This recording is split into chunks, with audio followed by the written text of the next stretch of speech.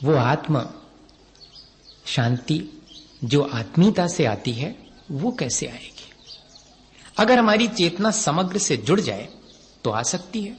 समग्र से जुड़ने का उपाय क्या है? एक छोटी सी घटना से वो उपाय अपन समझ लें। एक अंगुलीमाल नाम का बहुत बड़ा डाकू हुआ। डाका डालता था और इतना ही नहीं, लोगों को कष्ट पहुंचाने में उसे आनंद आता था।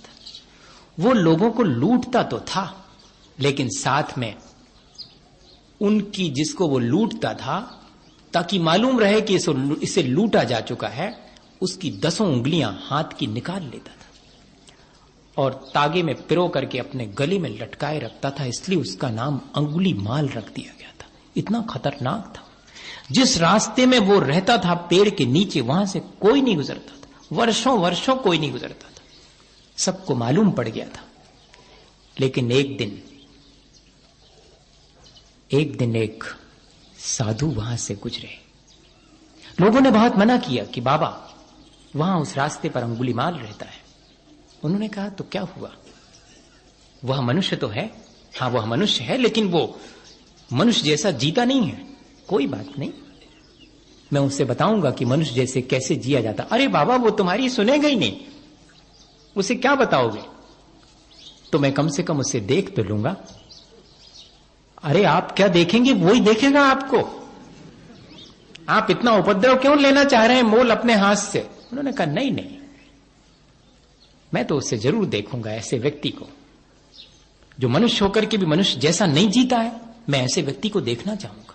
जब मुझे एक बार गोटे गांव में मालूम पड़ा कि एक व्यक्ति ने दहेज के पीछे और अपनी जीवन साथी को जला करके मार दिया, और वो जैन व्यक्ति, तो मैंने कहा कि मैं उसे देखना चाहूंगा। लोग कहने लगे क्या देखना उसमें? मैंने कहा मैं ये देखूंगा कि मैंने सुना है कि राक्षसों के सींग होते हैं, उसके हैं कि नहीं। हाँ, तो लोगों को बहुत आश्चर्य हुआ। ठीक ऐसा ही उन बाबा जी ने कहा कि मैं भी देखना चाहूंगा वो कैसा है।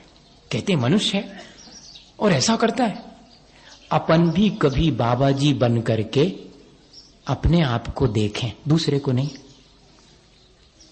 अपन भी बाबा जी बन के कभी अपने आप को देखें कि मैं मनुष्य की तरह हूं, लेकिन जीता कैसा हूं? मनुष्य की तरह तो नहीं जीता हूं। अपने पर अपन को कभी भी ऐसा आश्चर्य नहीं होता है। दूसरा अगर कोई मनुष्य होकर मनुष्य की तरह न जिए तो बहुत आश्चर्य होता है, लेकिन अपन स्वयं मनुष्य होकर मनुष्य की तरह नहीं जी पाते हैं, तब अपने ऊपर कोई आश्चर्य नहीं होता। बाबा जी आश्चर्यवश गए, मना करने पर गए। अंगुलीमाल ने दूर से ही देख लिया कि बहुत वर्षों के बाद इतना सुंदर व्यक्ति, बहुत सुंदर थे वो बाबा जी।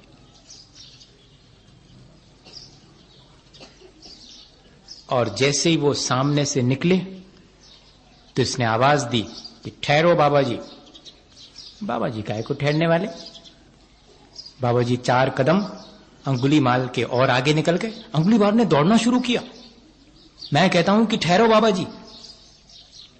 बाबा जी ने कहा कि मैं तो ठहरे ही हुआ हूं, अंगुलीमाल दौड़ तो तुम रहे हो। अंगुलीमाल ने देखा कि वाकई में बाबा जी तो धीरे धीरे चले जा रहे हैं, दौड़ तो मैं रहा हूं। और जैसे ही अंगुलीमाल ने कहा कि ठहरते हो कि नहीं, बाबा जी ने कहा मैं तो अंगुलीमाल ठहरे तो तुम हो, मैं तो निरंतर चल रहा हूं। ठहर जाने के बाद ये बाबा जी कहते हैं कि मैं तो निरंतर चल रहा हूं, तुम ठहरो। और जब तक ये चल रहे थे तो मैंने पूछा तो कह रहे थे कि मैं तो ठहरा हुआ हूं, तुम चल रहे हो। ये पहेलियां बुझाता है। ये व्यक्ति पहला व्यक्ति मिला। अंगुलीमाल भी सकपका गया कि अभी तक तो लोग मेरे नाम से कांप करके वहीं बेहोश होकर गिर जाते थे, ये मेरे से इस तरह के जवाब सवाल कर रहा है। बाबा जी के पास जाके उसने कहा कि ये पहेली मत बुझाओ, मेरे से अब बच के नहीं जा सकते। उसने कहा मैं आई तुम्हारे पास हूं, और आश्चर्य कोई नहीं आता मेरे पास, ये मेरे पास आया। किस लिए आए हो?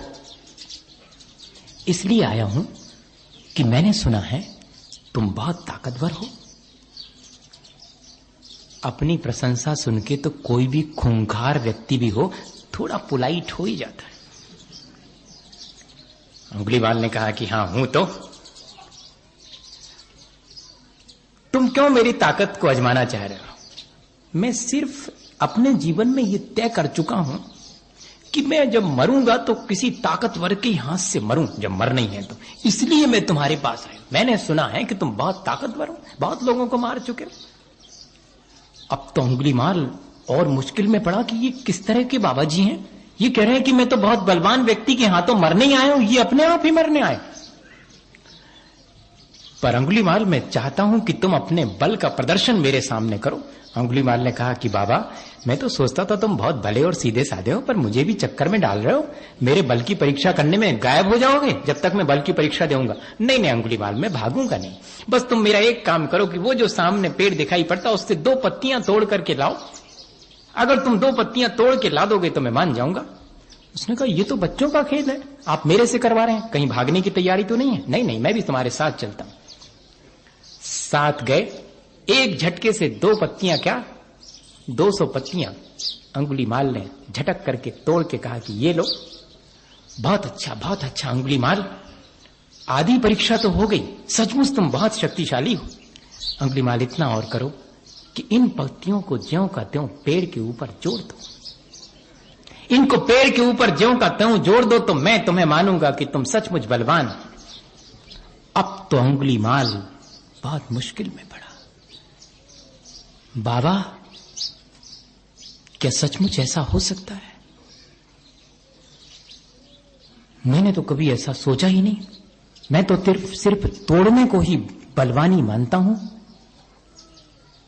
ये तो आप कुछ और बात कह रहे हैं। क्या आप इसका उपाय जानते हैं? क्या कोई ऐसा उपाय है जिससे कि मैं उन्हें फिर से वहीं के वहीं जोड़ दूं?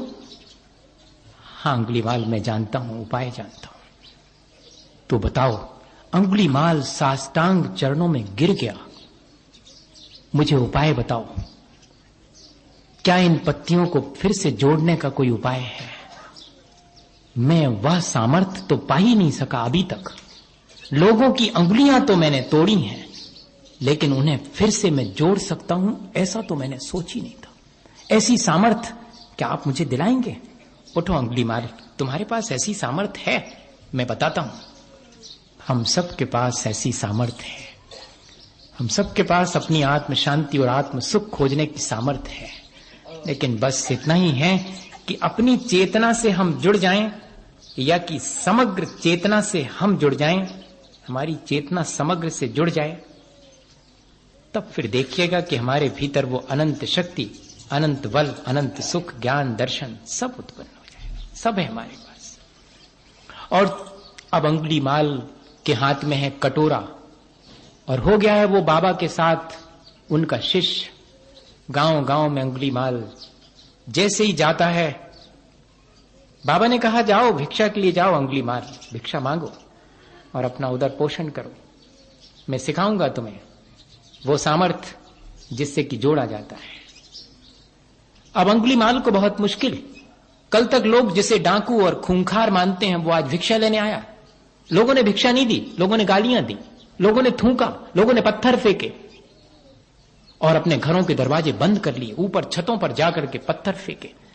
अंगुलीमाल लहू लुहान हो गया, कटोरा इधर से उधर गिर गया, कपड़े तो फट गए। और एक स्थिति ऐसी आई कि भिक्षा नहीं मिली 3 दिन तक, और शरीर जीर्ण शीर्ण होकर के, निडाल होकर के गिर गया। अंगुलीमाल वेश है साधु का, लेकिन लोगों के अंदर तो अभी भी उतना ही खूंखार व्यक्ति है वो। कोई कैसे जुड़े? लेकिन इतना पर्याप्त था। बाबा जी कहां से आ गए और अंगुलीमाल को इससे पहले कि वो गिरे, हाथों में झेल लिया और धीरे से जमीन पर लिटा दिया और पंखा हिलाने लगे, पानी मुंह में डालने लगे। छतों से लोग देख रहे हैं, अरे इतने पहुंचे हुए बाबा जी और इसकी सेवा कर रहे हैं, हमने शायद कोई गलती कर दी है। अब ये वैसा नहीं रहा, ये तो बहुत शांत है, बहुत पवित्र है। और दरवाजे खुलने लगे, लोग सीढ़ियों से उतर करके आने लगे रास्ते से। अंगुलीमाल के चारों तरफ भीड़ जुड़ गई। बाबा ने कहा खोलो अंगुलीमाल, आंख खोलो। तुम कहते थे ना कि क्या मुझे वो सामर्थ्य प्राप्त हो सकती जिससे कि मैं जोड़ सकूं? देख लो अंगुलीमाल, तुम्हें वो सामर्थ्य प्राप्त हो गई। अब चारों तरफ लोग तुम्हारे प्रति समर्पित हैं, तुमसे जुड़ गए हैं। मुझे और विशेष कुछ नहीं कहना। हम सब अपने आप से इस बात को बहुत गौर से समझें।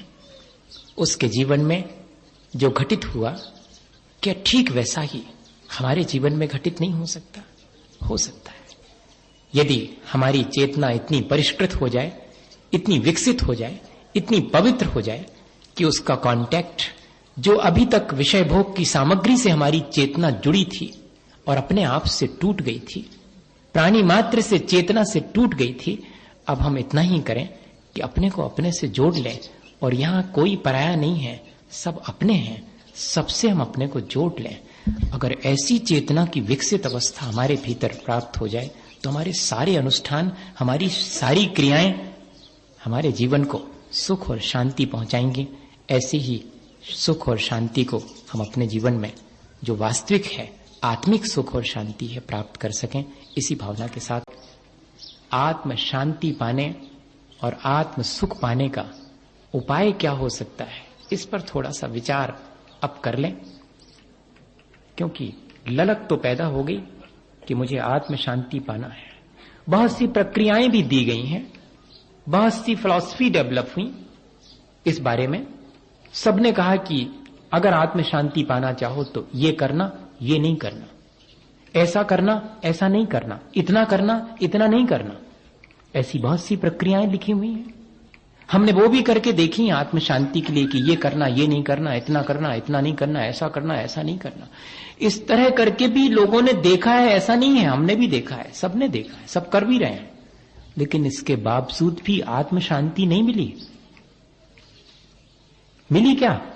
ईमानदारी से मैं पूछ नहीं रहा हूं, ना हाथ उठवा रहा हूं, अपनी छाती पर हाथ रखने के लिए कह रहा हूं।